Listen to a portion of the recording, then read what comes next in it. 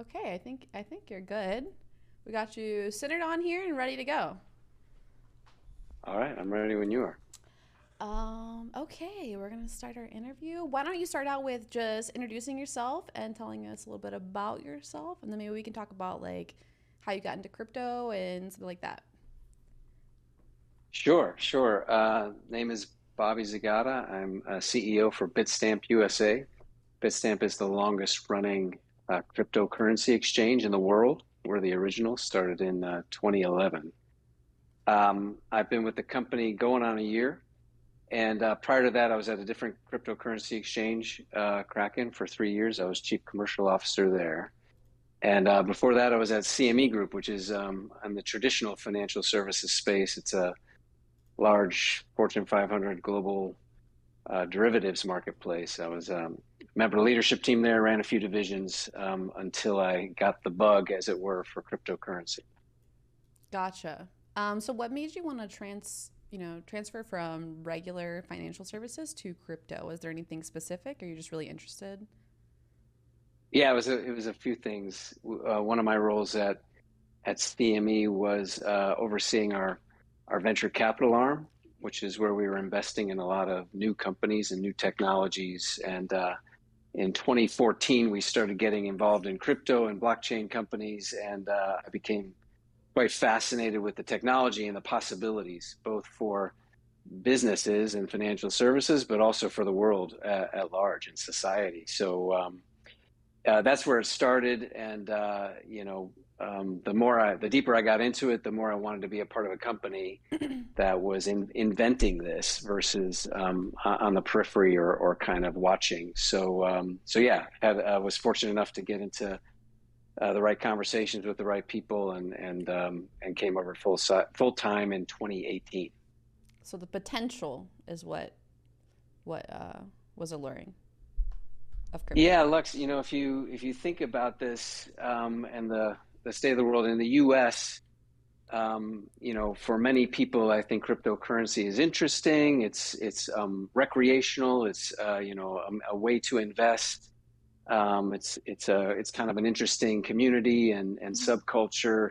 There's a lot of things that make it cool, but in other parts of the world, it's literally a lifeline for people in developing economies where they really can't count on their institutions. They can't count on their central bank to do the right thing. They can't count on their banking system to protect their assets, and sometimes their governments end up in a spiral of inflation where their life savings and all of their earnings just evaporates. So in those situations, this is a means for them to have agency and independence and manage their livelihood and their future. So we take a lot for granted here in the U.S., but crypto is truly a global concept, and it is the path, as far as I'm Mm-hmm. concerned, to financial inclusion and really getting more people into a position where they can act, with independence. Yeah, and I think that's a really great perspective to have because I feel like a lot of us in the U.S., especially in my stream, we may not have that kind of insight into how other people in other countries may really be needing to use crypto and how it may be more important to them than just say a hobby for us in the U.S. Since that's kind of how most of us think of it as like an extra thing. But I mean, that's why you're here, and that's just so interesting that I've honestly never thought about it like that, but that's incredible that it can actually be, something life changing instead of just something kind of like you said, recreational for us here. So that's an awesome answer. Thank you. But how did you get into? Excuse me. How did you get into being the CEO of Bitstamp? Or just like you can just say really short. It doesn't have to be a long story. No, well, in fourth grade, no, I'll keep it short. Yeah, I was like I mentioned, I was at a different cryptocurrency exchange. I had a phenomenally positive experience there, learned a lot, and hopefully contributed to that company getting on really steep growth curve. And at Bitstamp, this opportunity came up at the right time in the right place, by which I thought I could perhaps have similar impact and help take Bitstamp to the next level. Bitstamp, like I mentioned, is the longest running. It's extremely um, strong reputation globally. All of the crypto OGs, Mm. talking hushed tones about Bitstamp. But the marketplace is getting really competitive, and particularly in the U.S., Bitstamp is still kind of a newer brand. It was always based in Europe and founded in Europe. So there's incredible growth potential here, and I like to build stuff. So that's how I ended up here in this role. Great. So Bitstamp is located in Europe, is the home base? Yeah, the headquarters is in Luxembourg, actually, but Oh, cool. interestingly, the company was founded in Slovenia. Okay. So Slovenia is, and I've just in the last year gotten to travel there a few times. It's an unbelievably cool place. Cool. It's a member of the European Union, and so that a lot of our heritage is in Slovenia. We still have a significant portion of our employee base in Slovenia, and it's kind of our kind of bedrock, if you will. Nice.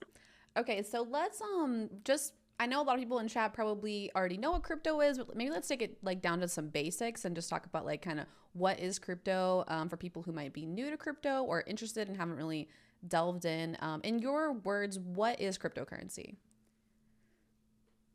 I know that's really Yeah, it's a basic for big. you. No, no, no. It's not as important to talk about. I think the term has gotten so much attention lately. I think sometimes people are afraid to ask, Yeah. but yeah, it's the concept. The core concept is really powerful. What it is it's a digital currency in which transactions are executed and verified via a decentralized system with cryptography that ensures it versus a centralized authority. So outside of the cryptocurrency and blockchain world, transactions, of course, happen. Money and value moves from entity to entity, person to person all the time, but it's all via some centralized authority, Mm-hmm. either a company, a global bank or something, or it's via a government set of processes. And in that regard, you know, the people using that system or using it to manage their own wealth or their own value, their own assets, are subject to the decision making of those centralized authorities. So the idea of cryptocurrency is to, put the ownership and the accountability for value and for assets with the individual and allow that person to manage it via a decentralized network. Um, I'll add one more thing, Luxx.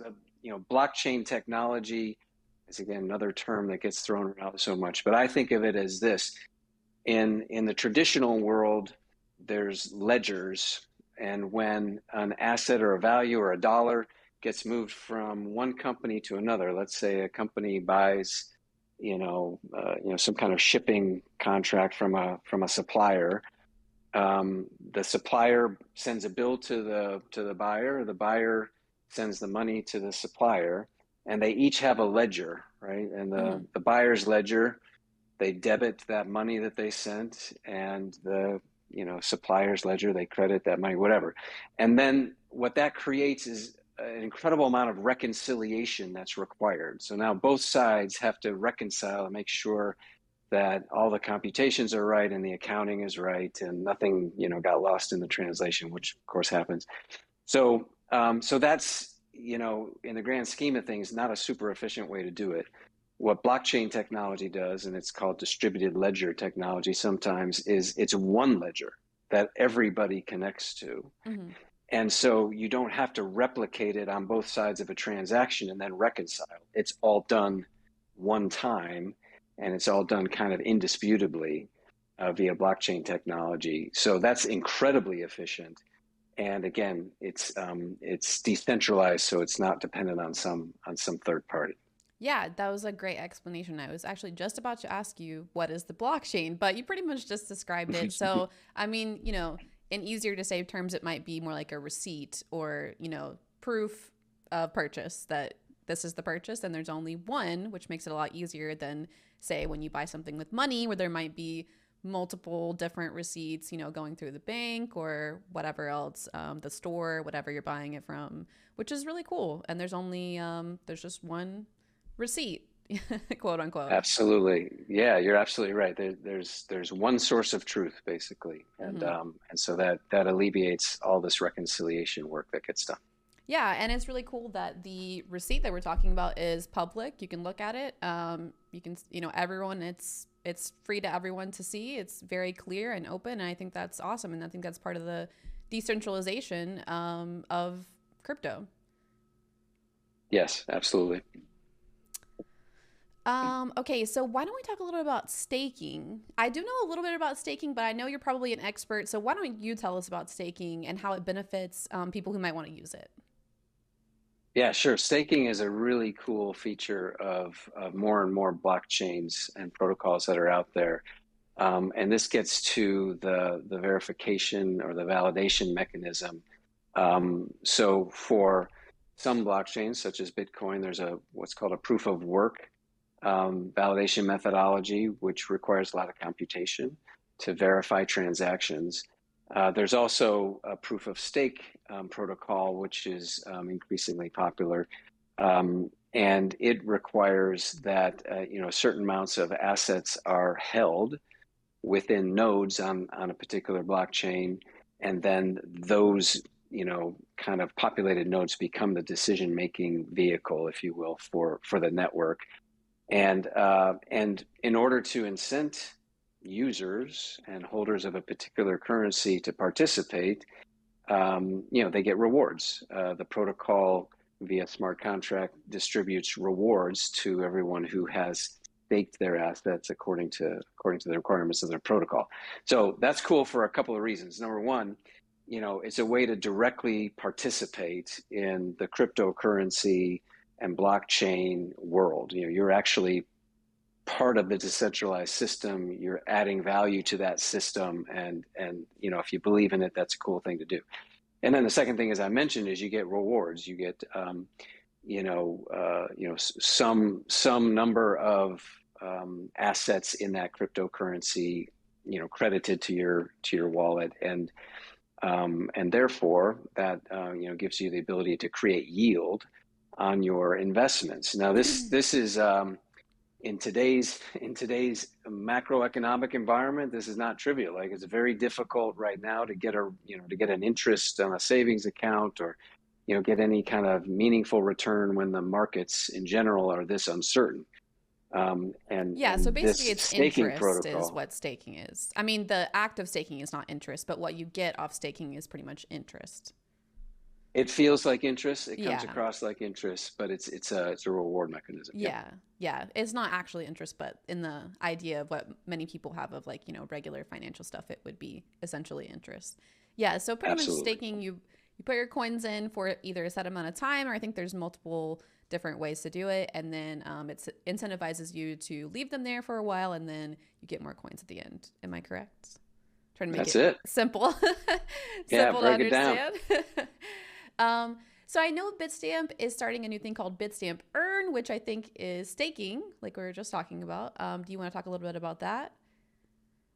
Well, yes, I do. Thanks for the Yes. question. Yeah, we just launched on the second, June 2nd, our own product in the U.S., and it is a staking product. So you can stake ETH2 and Algorand with us in the U.S. And so we're giving that opportunity directly to our customers and others who join the platform. And what we do is we make it a turnkey process. Anyone can stake on these networks, because again, they're decentralized and they're universal. However, it takes a level of technological understanding, and in the case of ETH, it also takes a fair amount of ETH to populate a node. So we can make that turnkey for you, and you can participate directly via your account with Bitstamp. Cool. That sounds interesting. I'm gonna have to do some myself with my Bitstamp account. Yes, you Gonna are, have to Lux. explore it myself. I've already got a couple coins that chat voted on for us to buy previously, so we might have to see what we can do with them. Um, Nice. So maybe let's talk a little bit about the future and gaming, because I know we're here on Twitch and we all love gaming here. Do you see cryptocurrency and gaming becoming tied together? Like, what kind of things do you see in the future for both of them together? Yeah, I just think the possibilities are endless for these two ecosystems, and also there's a ton of commonalities, I think, in these two ecosystems because I think both are populated by like people who are super passionate about what they're doing, whether it's gaming or whether it's crypto. And so, and they're also very innovative. I think, the gaming ecosystem and community is the only one in the world that can go toe to toe with the cryptocurrency ecosystem in terms of just the pace of innovation and how much Yeah. change is happening.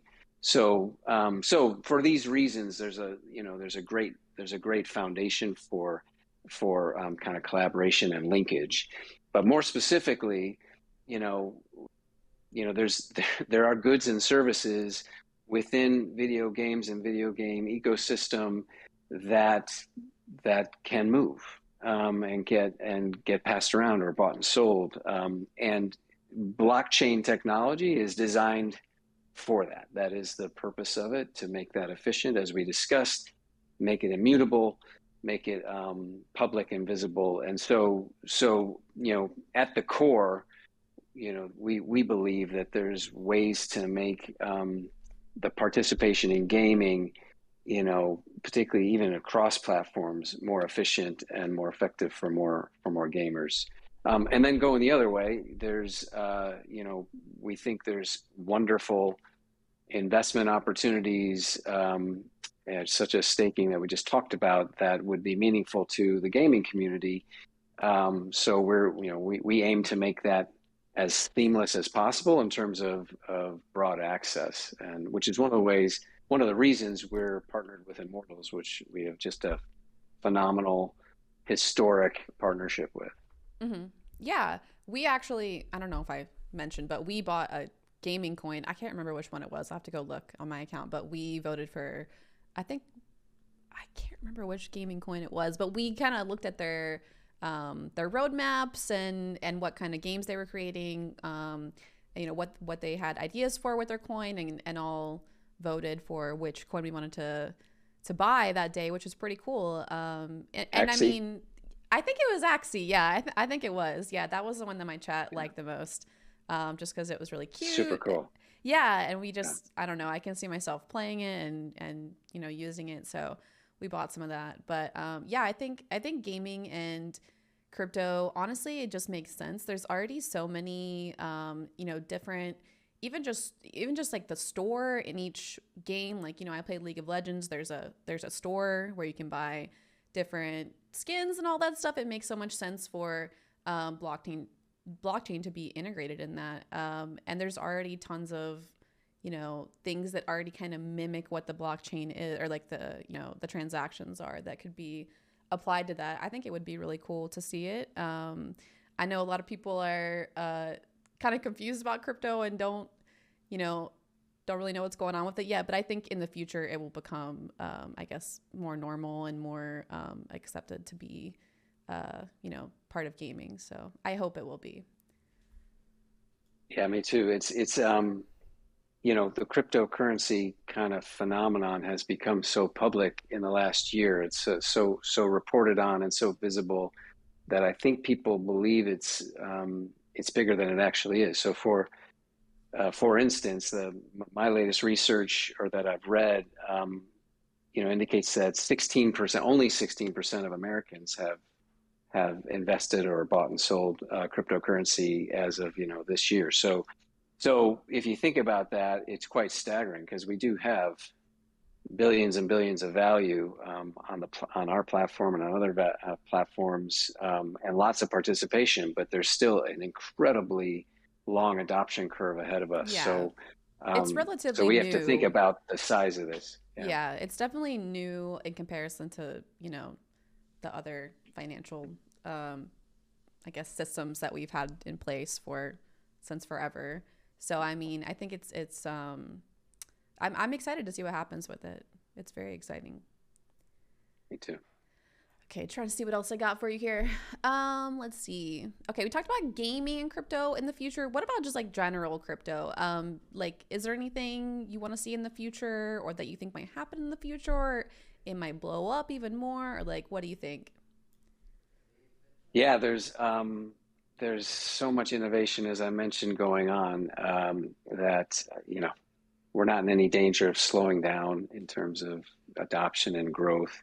Obviously, right now the market is flat, right? So, and one thing we know about the cryptocurrency marketplace, having been in it for 10 plus years, is it cycles, right? Yeah, Just like any kind of marketplace, there's surges and there's kind of sell-offs and risk-offs. And what's happening in the marketplace now is not unexpected, given all the, as I mentioned, macroeconomic headwinds that are out there, and there's a lot of social political uncertainty, as you know, mm-hmm. in the world, and that generally gets people to want to move their assets or investments to kind of safe and liquid, kind of stuff. Yeah, And we're seeing that in the cryptocurrency market.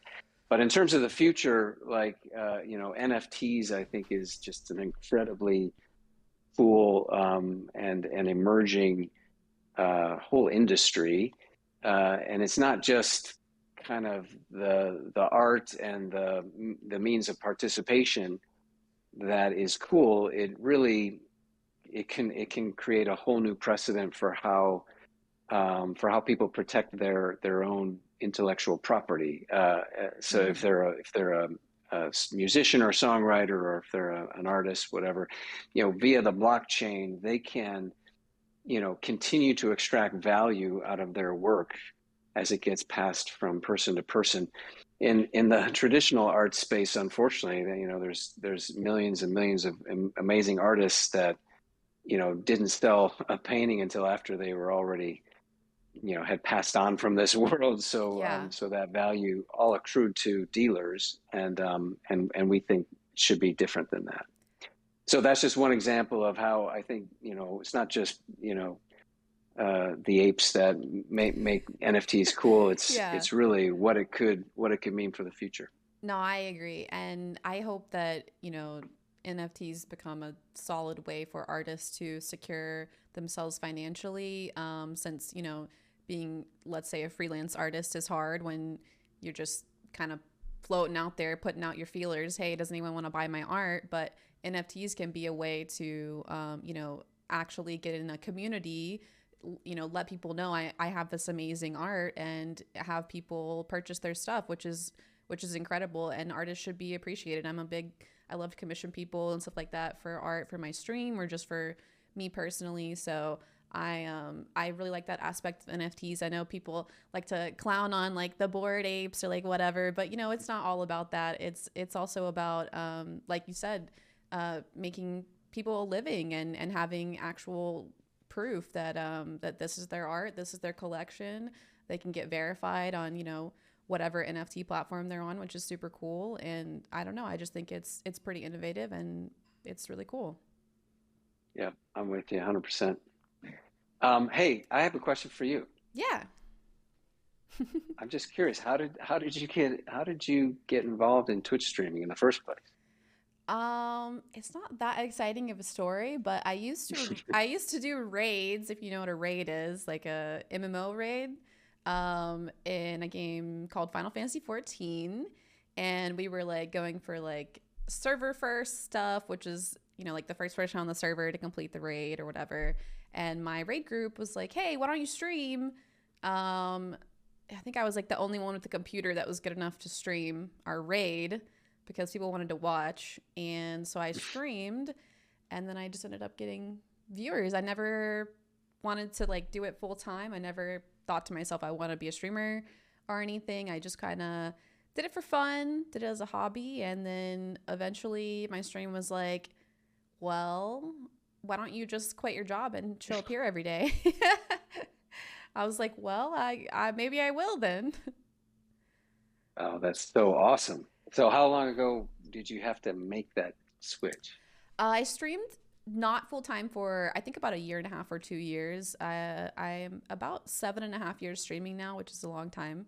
But then after a year and a half or two, I had enough money kind of saved, and I thought that I could maybe do okay if I tried it. I was like, I'll trial run it for about 6 months and see how it goes, and then if it goes well, I'll just keep going with it and see what happens. So awesome. And then how did you get involved in crypto?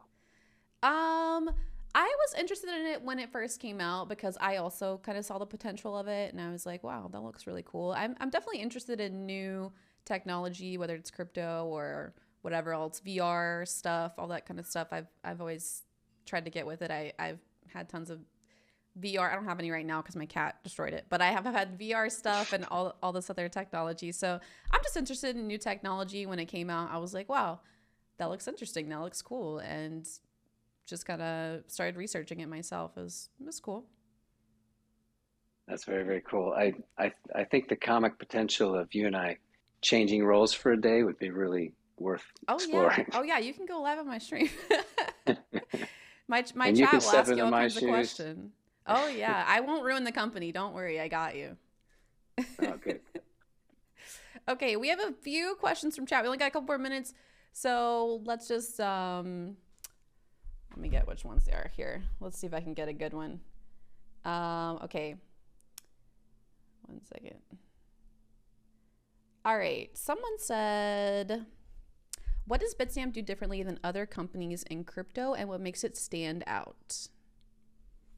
Uh, awesome question. Thank you. There's a couple of things that make Bitstamp quite different. So firstly, as I mentioned, the longevity. So in this space, that really matters because there's lots and lots of cryptocurrency exchanges out there, but most of them have a very short shelf life before they run into some kind of security issue. So just by the virtue of the fact that we've been around for a decade, that's a lot of people, a lot of customers highly value that as someone to partner with. And then secondly, you know, the guys who founded the company and all of the teams who really frankly came before me just made some great decisions. They invested at the right time in the technology so that we have industrial strength technology today.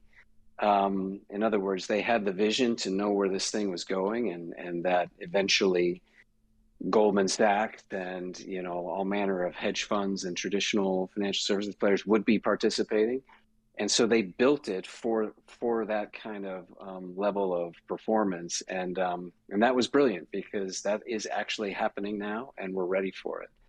And then the final thing I would say is the DNA of Bitstamp is very very customer focused and very customer centric. So we operate differently than like a typical Silicon Valley tech company might. So for instance, if you're a user and you have a question or have an issue, you can talk to a human being at Bitstamp, and you can get to a human being on average within 22 seconds. Whereas most of our competitors operate like Facebook or something, they do Mm-hmm. not want to talk to you. Yeah. It's pretty much impossible to talk to a human. And there's enough complexity in this topic and enough risk that we think conversations are necessary and important. So those are a couple things. Okay, so it's secure and it's noob friendly. I'm just kidding. It's customer service friendly. Yeah, true. Yeah, yeah. Okay, last question I got for you here. Are there any special regulations that Bitstamp follows to protect customers? Yeah, yeah, yeah. There's a whole range. We have always been very kind of compliance forward, and again, this is a little bit different than some of our competitors who are a little bit more kind of dragging their feet. And it's not just because we love working with regulators, because that can be very difficult. But the reason we are is because we're in for the win. We want broad scale adoption across the world, and in order for that to happen, it's gotta be regulated.